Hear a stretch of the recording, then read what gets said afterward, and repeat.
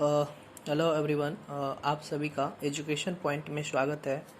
और आज हम लोग बात करेंगे 67th बीपीएससी जो बहुत जल्द उनका फॉर्म आने वाला है और उनकी प्रिपरेशन से रिलेटेड कुछ हम लोग बात करेंगे। और इसी बीच कोविड का भी प्रभाव है, तो इसको कैसे किया जाए उसी को लेकर के आज मैं एक वीडियो बना रहा हूँ और एक स्ट्रेटजी तैयार किया हूँ मैंने, एक और करने का कोशिश किया हूँ। और संभवतः और हो सकता है कि ये आप लोगों के लिए कारगर हो और शायद इनको कर लेने के बाद संभवतः आपकी रिजल्ट होने की संभावना काफ़ी अधिक हो सकती है। तो सबसे पहले हम लोग बात करते हैं कि ये बीपीएससी में कितने प्रश्न आते हैं। तो मैंने एक खाका तैयार किया है। तो सबसे पहले हम लोग देखते हैं कि हिस्ट्री में जो मेन पार्ट होता है, जो मेजर सेक्शन होता है, हिस्ट्री होता है, साइंस होता है और करंट अफेयर्स होता है। ये बीपीएससी का एक यूँ कहें तो रीड माना जाता है। कभी कभी ऐसा होता है कि हिस्ट्री के 30 से लेकर 35 क्वेश्चन भी आपको मिलेंगे और साइंस में 30 और इससे प्लस भी आपको क्वेश्चन मिलेंगे और करंट अफेयर्स भी आपको 30 से 35 आपको मिलेंगे और मैथ्स आपको 10 मिलेंगे और पॉलिटिकल साइंस जो है वो भी आपको 10 से लेकर के और 15 के बीच आपको मिलेगा। और ज्योग्राफी जो है वो 10 से लेकर के 15 के बीच मिलेगा। और Bihar economics, that means economics जो है वो भी आपको 10 से लेकर के 15 तक, यानी कि आपको इतने नंबर ऑफ क्वेश्चंस आपको देखने के लिए मिल सकता है। अब बात ये आती है कि ये बिहार का पीसीएस है, तो इसमें हिस्ट्री में भी बिहार से रिलेटेड आपको टर्म आएंगे और इसके अलावा आपको बिहार में जो भी ज्योग्राफी का पोर्शन होगा वो बिहार से रिलेटेड होगा।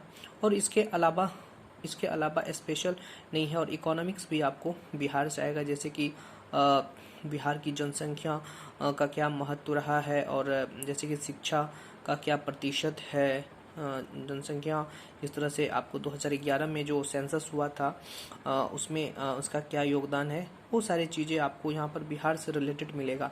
तो और टोटल क्वेश्चंस आपको 150 है और 150 क्वेश्चन होने के साथ साथ जो है आपको इसमें पीटी के लिए आप देख रहे हैं कि हाल फिलहाल में 66वां बीपीएससी हुआ है, जिसमें कि पीटी का जो कट ऑफ है वो काफ़ी बढ़ा है और काफ़ी लोगों के सोच से काफ़ी ज़्यादा अधिक रहा है। तो आप इसको अगर यदि 150 में से अगर आप 115 या 110 ले आते हैं जनरल वाले लोग, तो फिर वो सेफ जोन में हो जाएंगे।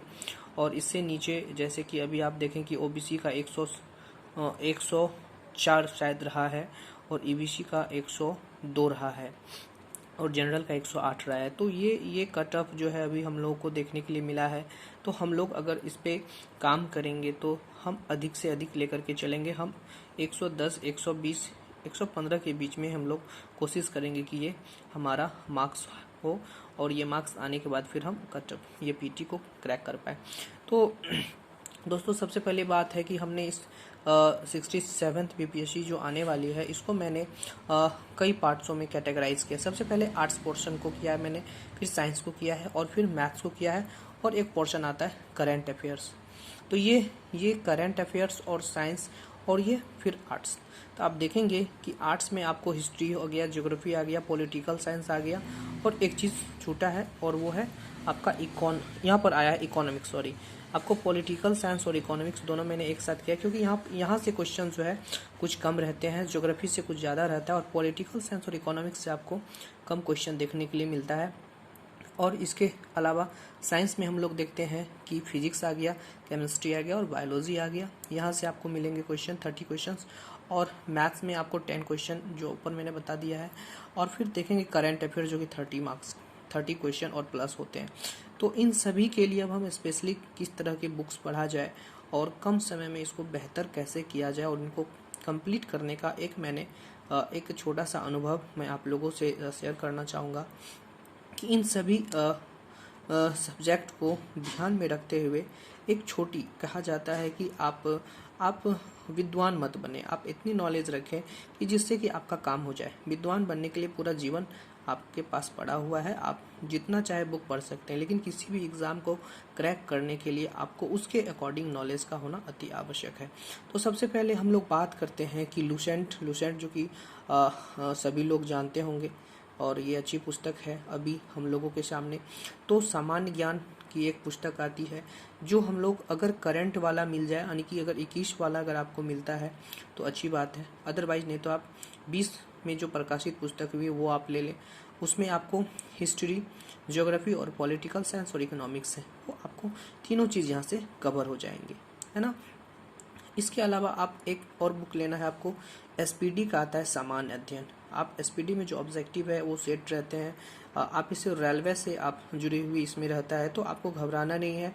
इसमें बहुत सारे क्वेश्चंस ऐसे होते हैं जो प्रीवियस होते हैं, तो वो प्रीवियस भी वन लाइनर क्वेश्चन बीपीएससी डालता है, तो आपको यहाँ से बहुत ज़्यादा बेनिफिट मिलेगा। तो इसीलिए आप एसपीडी ले सकते हैं सामान्य अध्ययन। और इन सारे सब्जेक्ट का अगर आपके पास घटना चक्र उपलब्ध हो जाए तो और बेहतर हो जाएगा। तो इन सभी सब्जेक्ट का अगर आप घटना चक्र उपलब्ध करा लेते हैं तो फिर आपकी जो आर्ट्स पोर्शन है ये आपका स्ट्रांग हो जाएगा। और इसमें अगर आपकी 30 क्वेश्चंस है, एक चीज़ और देखना होगा कि मैंने यहाँ पर बिहार स्पेशल किया है, तो बिहार स्पेशल के लिए आप एक और पुस्तक ले सकते हैं। आप लुसेंट का ही आता है, इसमें एक बिहार स्पेशल करके आप एक पुस्तक ले सकते हैं, बिहार स्पेशल करके बिहार सामान्य ज्ञान आप ले सकते हैं। इसके अलावा और भी इम्तियाज़ अहमद का भी आता है, आप वो भी ले सकते हैं, लेकिन उतना ज़्यादा डिटेल नहीं जाना है। इम्तियाज़ अहमद की पुस्तकें काफ़ी डेप्थ में है, आपको मैंने कहा कि विद्वान नहीं बनना है, आपको नॉलेज लेना है इसके लिए कि आपके कंपटीशन निकल जाए। तो लुसेंट सबसे बेहतर पुस्तक है, आप वो खरीद लें और फिर जा कर के आप ना क्या करें, उनको सिक्वेंसली तरीके से जो मैंने ये शेड्यूल तय किया उसके अकॉर्डिंग आप अपने दिनचर्या में इसे फिट कर दें। तो ये आर्ट्स पोर्शन की कुछ पुस्तकें हैं जो आपको मिल गया। अब बात करते हैं हम लोग साइंस की। तो साइंस में फिजिक्स, केमिस्ट्री, बायोलॉजी है। इसके लिए भी आप लुसेंट की एक समान विज्ञान करके स्पेशल पुस्तक आती है, वो भी अगर आपका 20 के प्रकाशन का उपलब्ध है तो आप वो ले लें, अदरवाइज 21 का 20-21 मैंने लिखा है कि 2020 और 2021 दोनों के जो अपडेटेड बुक है वो आप खरीदें, है ना। और ख़रीदते वक्त इसको ध्यान जरूर रखें आप पुस्तक खरीदते वक्त। उसी तरह से एसपीडी का एक समान विज्ञान आता है, ये भी जितने भी समान विज्ञान पूछे गए प्रश्न है ना, वो चीज़ इसमें रहता है। और एक घटना चक्र आप बीपीएससी का ले लें, ये विज्ञान करके ही ये साइंस करके आता है घटना चक्र, आप वो ले लें। इसके अलावा बात आती है कि मैथमेटिक्स का पोर्शन का, तो मैथमेटिक्स में बात यूँ करें हम तो मैथमेटिक्स आपको 10 मार्क्स का आता है। तो 10 मार्क्स मैथ्स के लिए आप कुछ ऐसे बुक को प्रेफर करें जो आप कंपटीशन में पढ़ रहे होते हैं। इसके लिए अगर आप 1 घंटा पर दिन अगर आप देते हैं तो फिर आपके लिए सफिशिएंट हो जाता है, क्योंकि इससे 10 क्वेश्चन ही आते हैं। अब बात करें जाए करंट अफेयर्स, तो करंट अफेयर्स तो एक दिन की होने वाली बात है नहीं, ये आपको प्रत्येक दिन आपको जो है देखना है। इसके लिए आप जो है न्यूज़पेपर आप पढ़ेंगे। अब न्यूज़पेपर आप पढ़ते हैं तो उसमें भी बहुत सारा क्वेश्चन आपका कवर होता है।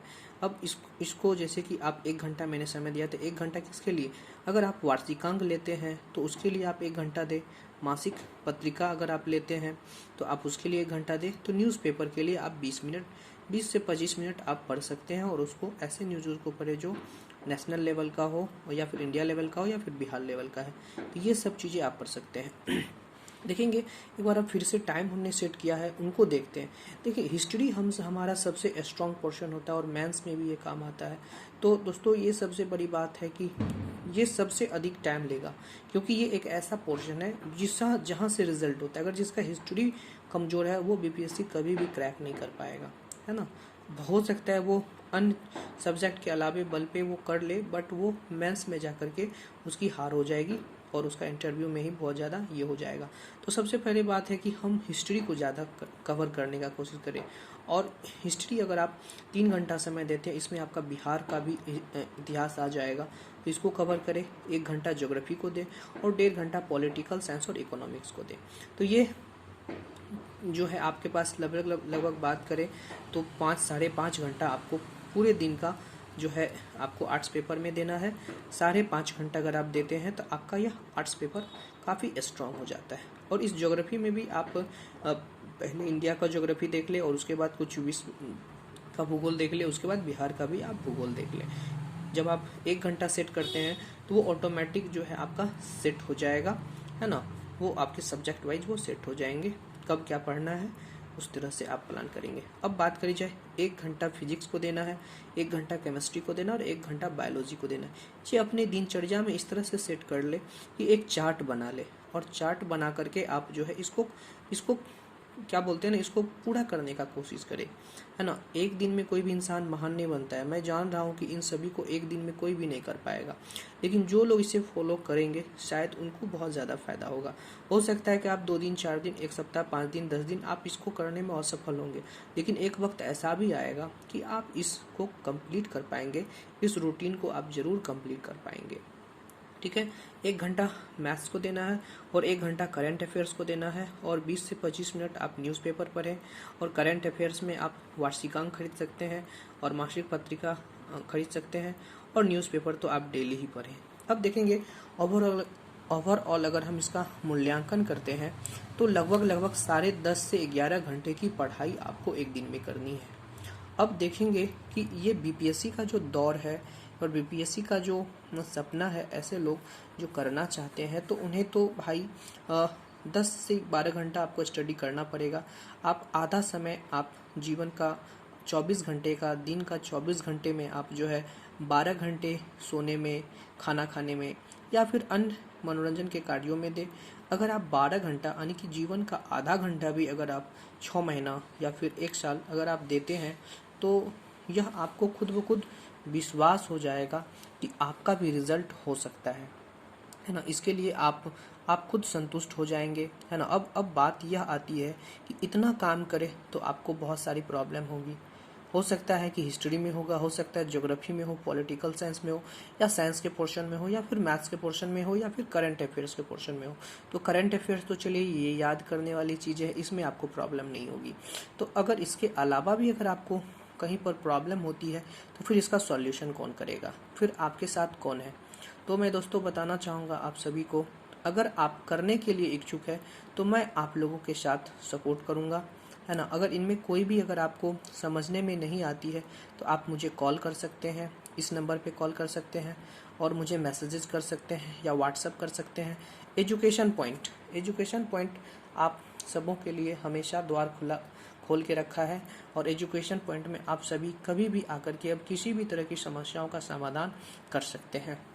अब इससे रिलेटेड ओवरऑल जितने भी परेशानियां हैं, आपका जो समस्या होगा उसका मैं कोशिश करूंगा कि समाधान मिल पाए, और अच्छे से मैं चाहूँगा कि आप उसको बेहतर तरीके से कर पाए।